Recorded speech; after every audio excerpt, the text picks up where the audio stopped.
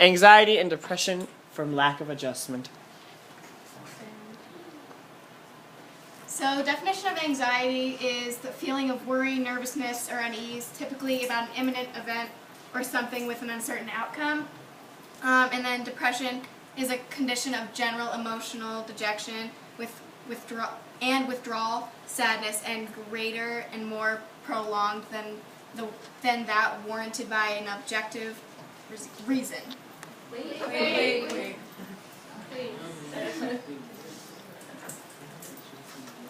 Okay, so a little tip, folks.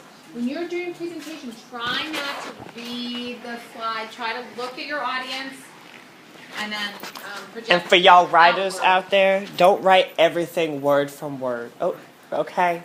It's unnecessary. You just need key notes. That makes sense. I mean, correct. I mean, you should put the key points down there, and you should speak to the level of detail that's warranted for the topic to make sure that people understand what you're talking about and provide clarification. But you should your slide should just have the key points outlined on it, not like verbatim what you're going to say. You should have note cards or something like that if you need to, refresh your memory on something. Go ahead.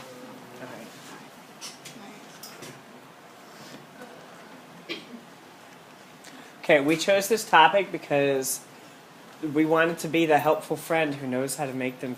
Wait, what? Okay. Who knows how to make them feel better. We wanted to know how to deal with this type of situation if it were to ever arise with ourselves. And we need to know how to help... You need to know how to help yourself in this type of situation. Okay, so some causes of anxiety are stress at work, stress from school, financial stress, like stress from emotional trauma, like a death in the family or something like that, stress from like serious medical illness, and there's like side effects of medications and things like that if you don't take them correctly, and yeah. Y'all get that down? Or were you just talking?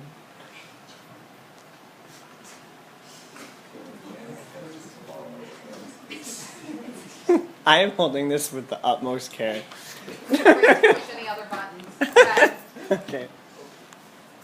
Some causes of depression are lack of sleep, poor eating habits, not getting enough exercise, chemical imbalances in the brain, whatever that means, certain medications such as infections and illnesses, self-criticizing, like waking up every morning and calling yourself ugly, which I tend to do, a dependency, pessimism, using drugs and alcohol, negative self-view. So, some 5 interesting facts that we found were that people with anxiety are 3 to 5 times more likely to go to a doctor, and then 6 times more likely to be hospitalized. And then anxiety disorders cost about $42 billion a year, and persistent irritability can be a symptom of depression. And people don't choose to be depressed. It kind of just is something they deal with. It kind of just comes on if they're not like feeling okay. But they do have a choice Yes. on how they deal with it. Right.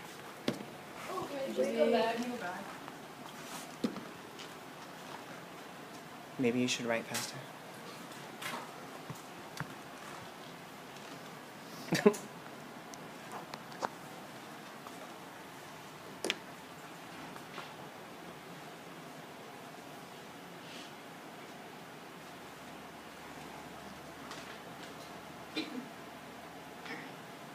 We gooch? Nope, not gooch? Okay. Just write what you gotta. Write what you need to.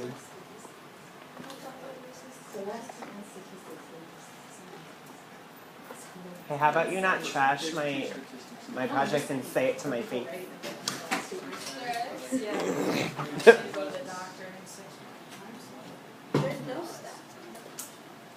Jenna, keep your mouth closed. This is an A1 project. Okay. Alright, so Okay.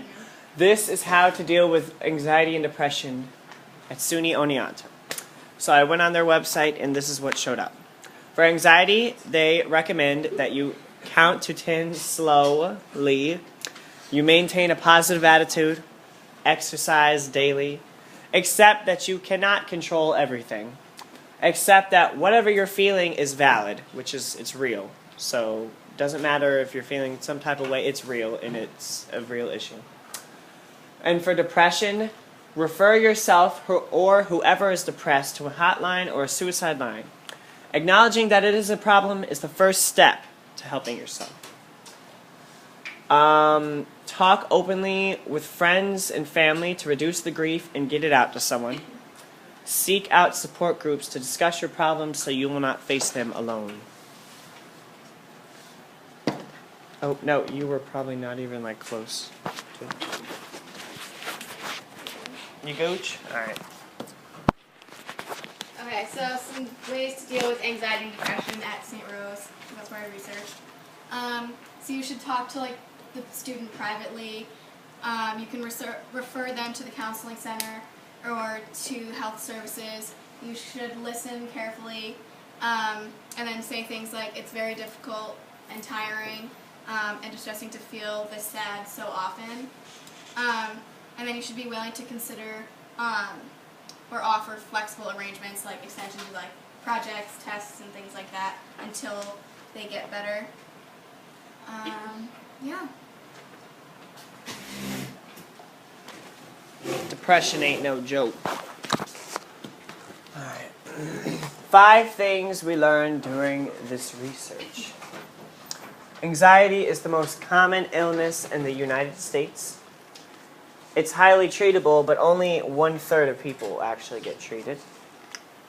It can make you selfish. People don't normally choose to be depressed, so you don't just wake up and say, I want to be depressed today. The origin, it's really not sad how true that is. The origin of depression can be situational or biochemical.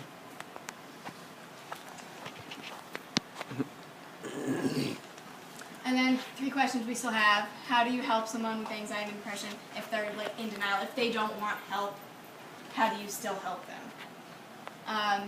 And then should you go to your primary doctor first or to see who they recommend like in the area? And then if someone does not want to get help, should you leave them alone or should you figure out a way to help them like kind of secretly?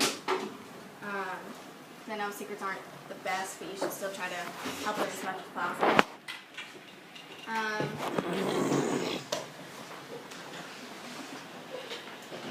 How to be prepared to handle this. Although our studies are important, it also is important to stay connected with family and friends back home, so try to contact them at least once a week. Because normally when you go through problems daily, just someone as simple as like someone you can trust or like family or friends, just to get the stress off. Know that you're not alone and people at college want to help you. Work hard, but play hard as well. Get involved with other activities on campus that could help you relax for a little while during the week, instead of being cooped up in your dorm room. Yeah, it gets to meet people. Mm-hmm.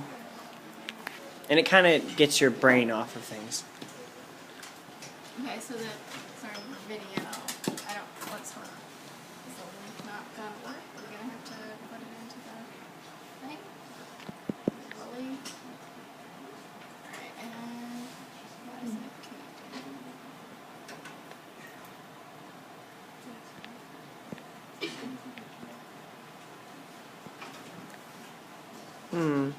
Alright, so can we just like put it into like another thing? That's really annoying because it worked before.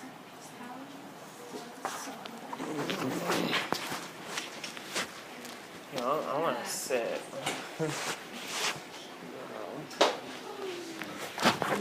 How many points is this project? Is this it? Yes, that's it. That's the one. students head back to campus, colleges and universities across the country are facing a growing demand for mental health care. Schools have long provided counseling, but increasingly, colleges are facing new dilemmas about how to best treat a student, especially one at risk. Hari Srinivasan is in our New York studios with the story. In fact, rates of anxiety and depression among college students in the U.S. have soared in the past decade. There's more awareness of problems, risks, and diagnoses. And combined with the stresses of college life, schools are trying to figure out the right course of treatment, counseling, and intervention. The Chronicle of Higher Education examines this in a new series about what it calls an epidemic of anguish. Jennifer Ruark is the editor of the series, which has been in the works for 10 months. And Mickey Sharma joins us. He's the director of the Association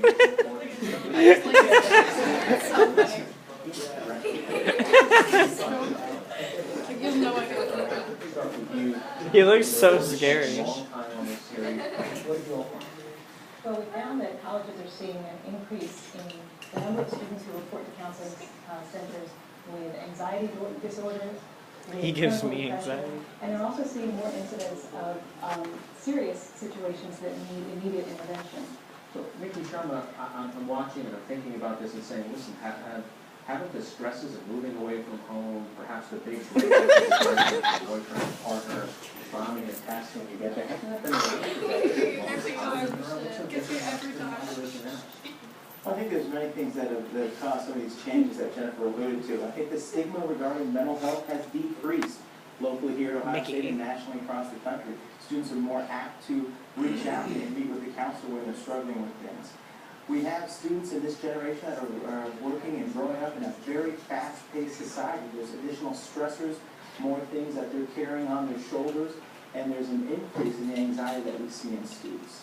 Traditionally, historically, depression was always the #1 thing that students brought to university counseling centers. About 4 years ago, that flipped, and now anxiety is the #1 presenting problem that students bring to the counseling center. Bless ya. As well as nationally, and depression is #2, and that divide between anxiety and depression grows each year. Jennifer, are there schools dealing with this change differently? I mean, in a couple of your stories, I found that one school really tried to send the kid away as fast as possible to get help, and another school didn't. There doesn't seem to be any uniformity.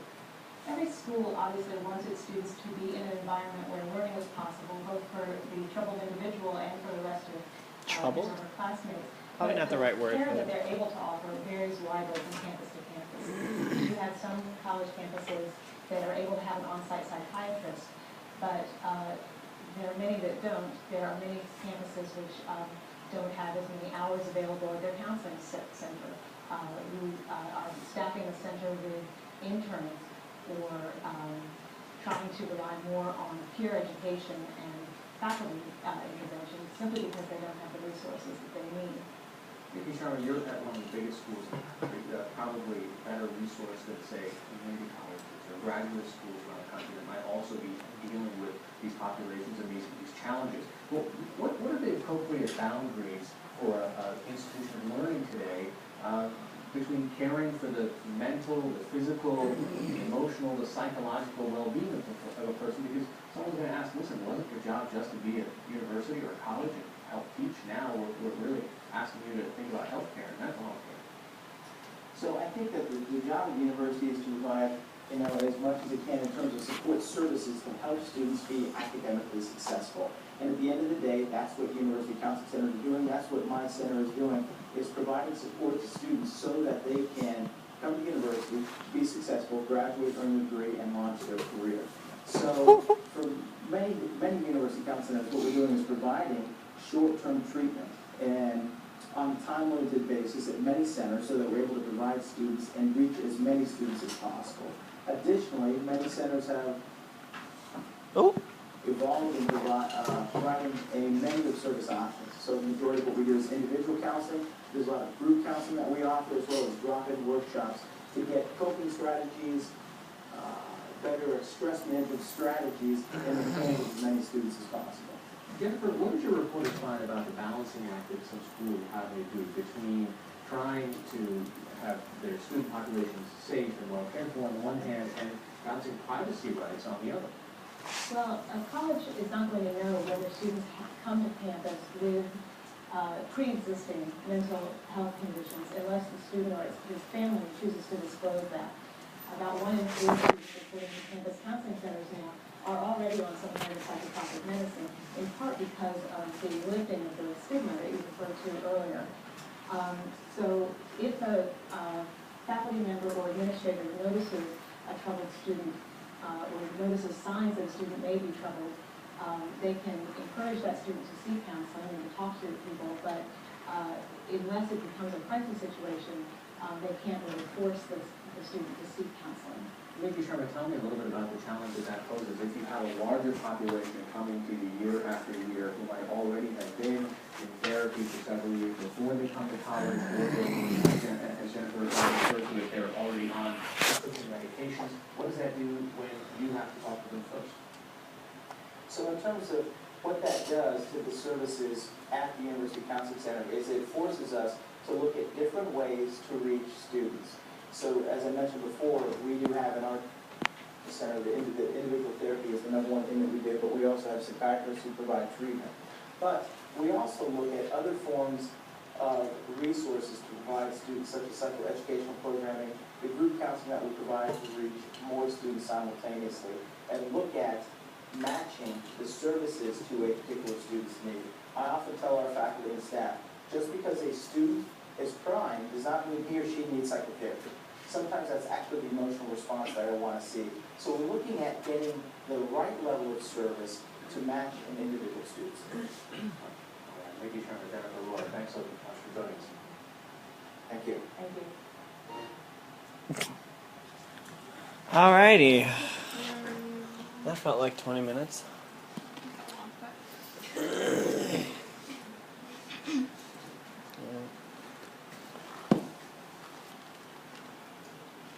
Okay, so 3 recommendations that we have is to use your time wisely.